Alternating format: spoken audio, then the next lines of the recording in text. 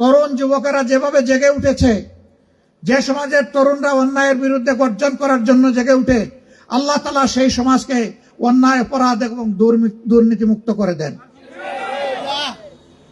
আমরা গভীরভাবে আশাবাদী, আমাদের মাঝে সামান্য করে হতাশার ছোঁয়া নেই। একজন যোদ্ধা যুদ্ধের ময়দানে যখন যায়, তখন হতাশা নামক জিনিস সে ভুলে যায়। তার সামনে থাকে ডু অর ডাই, হয় আমি শহীদ হব, না হয় আমি বিজয়ী হব, মাঝখানে কিছু নাই।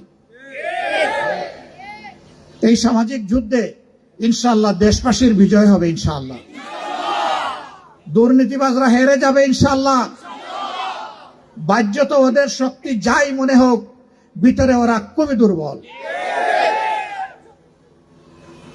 সিংহরা যখন জেগে উঠবে, খেক শিয়াল তখন পালাতে বাধ্য হবে।